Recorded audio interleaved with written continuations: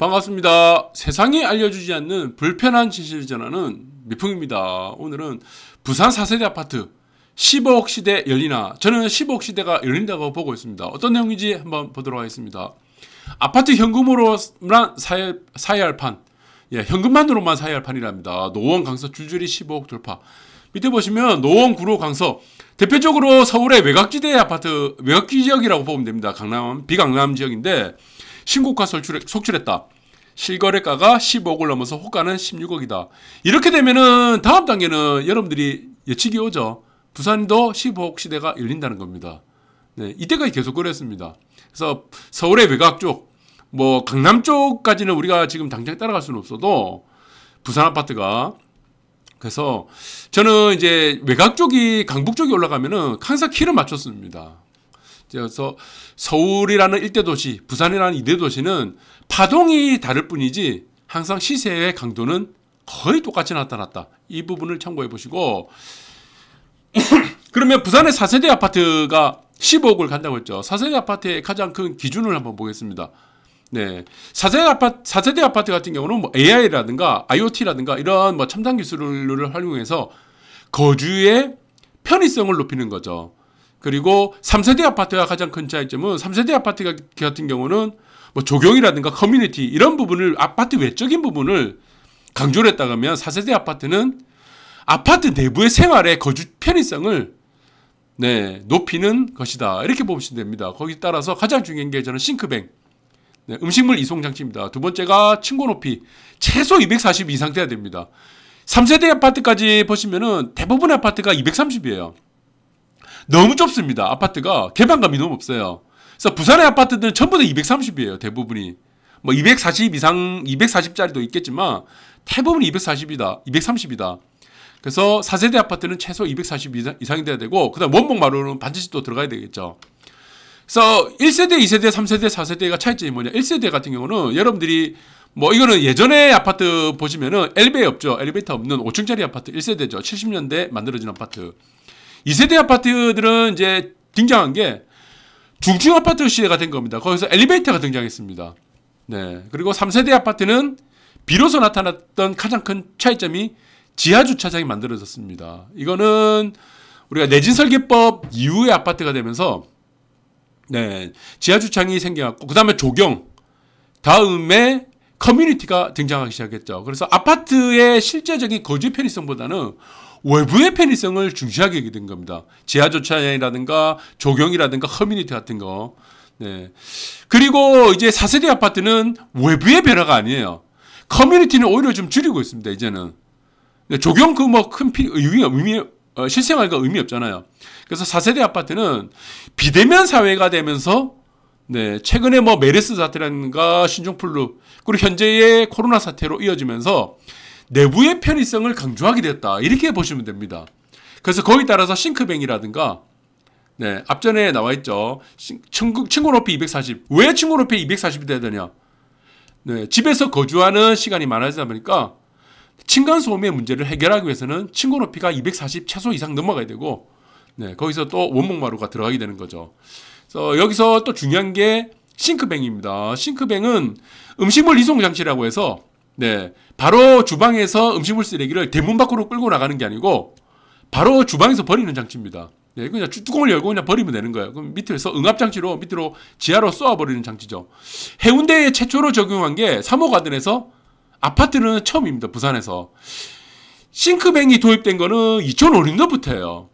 그러면은 부산 같은 경우는 2010년 이후부터는 싱크뱅이 거의 설치가 돼야 되는데, 재건축 재개발 조합에서 조합장이 모르고 있었던 겁니다. 싱크뱅이. 서울의 아파트를 가서 이렇게 시찰을 하고 돌아다니고 어떻게 되는가를 확인해야 되는데, 특히 삼익타워라든가 대연비지도 마찬가지죠. 광안자이도 마찬가지고, 사직롯데 장전내미안도 마찬가지고, 해운대자이도 조합장이 한 번도 안 간 거예요. 서울의 아파트, 강남의 아파트, 서울의 지금 트렌드가 어떻게 되는지. 이거 한 번이라도, 단 한 시간이라도, 살에 걸리네요. 한 시간이라도 가서 시찰을 했으면은 무조건 싱크뱅 넣었을 겁니다. 이거는 참 저는 굉장히 문제라고 생각돼요. 그래서 서울과 자꾸 10년 정도의 이게 시간차 개입이 발생하게 되는 겁니다.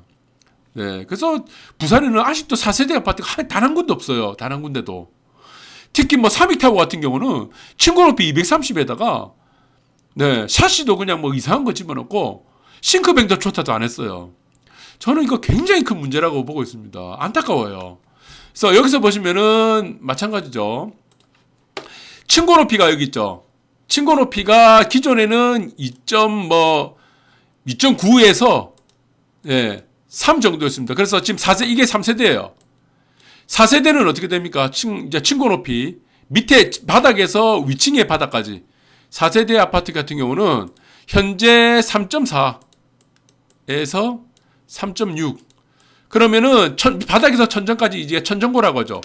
이게 보시면은 1세대에서 3세대까지는 다 2.3입니다. 굉장히 낮아요. 2.3m. 근데 4세대 아파트 오면서 어떻게 됐습니까? 네, 이게 2.4에서 최소 2.4입니다. 2.4에서 2.7까지 늘어났습니다. 그래서 3호가 되는 2.7로 한다고 그랬죠. 270.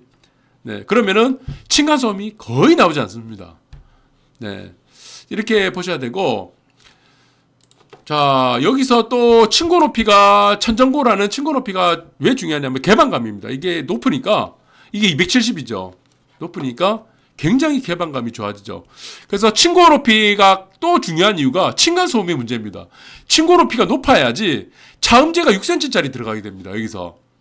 네, 여기서 오른쪽에 보시면 6cm죠. 근데 지금 3세대까지 아파트 2.3m를 쓰는 1세대, 2세대, 3세대는 층고 높이가 층간소음이 왜 많이 발생했냐면 차음재 때문이죠. 차음재를 얇은 거 쓰기 때문입니다. 그래서 지금 현재로 보시는 4세대 아파트는 대부분 차음재로 6cm를 두기 때문에 아이들이 위에서 막 뛰어놀아도 층간소음이 전혀 없습니다. 예, 이런 부분들을 확인해 하시고, 그리고 여러분들이 뭐 재개발이나 재건축 아파트를 만약 사신다고 그런다면은 조합이라든가 조합원한테 이거 꼭 물어보셔가지고 싱크뱅, 층고 높이, 그다음 원목 마루가 들어가는지는 꼭 반드시 확인하시기 바랍니다. 그리고 뭐 조경이 어떻게 되냐, 커뮤니티 어떻게 되냐, 그 필요 없어요. 지금 비듬회사에서는 커뮤니티가 갖고 다 뭐 코로나 걸릴 겁니까? 사용하진 않아요. 그래서 지금 다 줄이고 있는 추세입니다. 그 돈을 갖다가 어떻게 쓴다는 얘기예요? 내부에 고급화를 쓴다는 겁니다. 그래서 여기서 보시면은 3세대 아파트의 전형적인 형태입니다. 이 3베이죠. 4베이인데 3세대 아파트 같은 경우는 이 발코니를 많이 둬요. 발코니. 그래서 여기는 뭐 실외기를 두거나 세탁실을 두거나 하는데 여기는 다 확장을 했습니다. 여기는 다 확장을 했는데 안방만은 확장을 안 했어요. 그래서 안방이 굉장히 좁아져 보이는 효과가 큽니다. 그래서 지금 4세대 아파트 같은 경우는 주방 옆에 발코니를 두고 발코니 옆에 실외기 두고 예. 그래서 주로 확장을 하는 추세다. 그래서 개인 돈을 들여가지고 이 안방을 발코니를 확장하는 세대가 많더라고요. 그러면 차라리 설계를 할 때 안방을 그냥 발코니를 확장하는 게 저는 낫다고 보고 있습니다.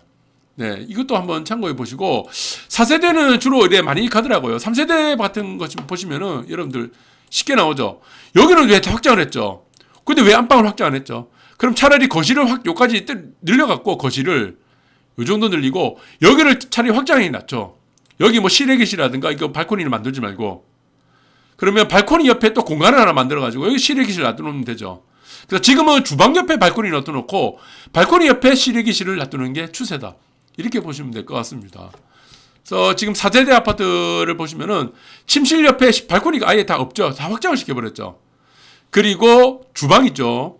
여기 주방 옆에 다용도실 옆에 발코니 놔두놓거나 그렇게 하는 추세로 많이 가고 있다. 여기도 마찬가지다. 침실과 마스터룸에 확장을 다 해놓는다.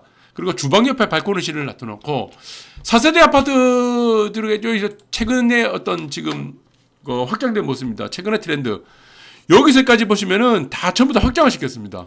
네, 옵션으로 다 확장을 시키고 늘려버렸죠. 발코니는 어디에 둡니까? 발코니는 주방 옆에 두고 실외기실 놔둬놓고 여기 세탁실 놔둬놓고 네, 이렇게 보시면 됩니다. 그래서 좀 더 공간을 넓히자. 왜? 집에서 생활하는 공간이 늘어나는 거죠. 지금은 계속.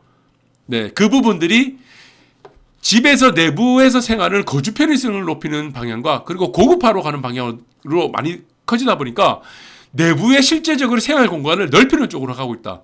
이 부분들이 과거에 지금 3세대 아파트에서의 네, 그 안방에 발코니를 두는 부분들이 뒤쪽으로 저기 주방 옆으로 가고 있는 추세로 가고 있다. 그리고 이제 여러분들이 잘 아시는 원목 마루입니다. 지금은 재개발 재건축 아파트들은 조합장 되신 분들은 뭐 저기 조르나노 같은 뭐 저기 대리점에 가갖고 방문을 자기가 다 합니다. 조합장들이. 근데 부산 아파트 같은 경우는 조합장이 한 번도 안 가요. 여기 원목 마루자 대리점에도 한 번도 안 갑니다. 그냥 조합원들이나 그냥 밥이나 먹으러 다니고 술이나 먹으러 다니고 사무실이나 출근하고, 그 사무실 출근 왜 합니까? 조합장이. 대리점에 가야죠. 강남의 아파트가 지금 어떻게 되는가? 네? 샤시를 어떻게 쓰는가? 그리고 싱크뱅은 어떤 제품 쓰는가? 이걸 다 확인해야 되죠. 네, 이거는 한번 설치하게 되면은 원목마루는 만약에 뭐 시간이 10년 지났다 아니면은 손상이 됐다 그러면 들어올려갖고 깎아내립니다. 그래서 반영구적으로 쓰게 됩니다. 그래서 이렇게 조르다노 원목을 쓰니까, 원목마루를 쓰니까 굉장히 고급스럽게 되는 거죠. 그래서 여기서는 이제 마찬가지로 4세대는 쓸데없는 조경이라든가 뭐 커뮤니티 있죠. 쓸데없는 거. 사람들 쓰지도 않을 거. 지금 비대면서 하는데 거기에 들어간 돈을 다 줄여가지고 최대한 내부의 고급화, 거주의 편의성을 높이는 방향으로 가고 있다. 네, 좀 조르다노 원목마루 얼마나 아름답습니까? 고급화, 굉장히 고급스럽죠. 그래서 이런 추세로 가고 있다. 이런 추세로 가고 있는 게 지금 4세대 아파트다.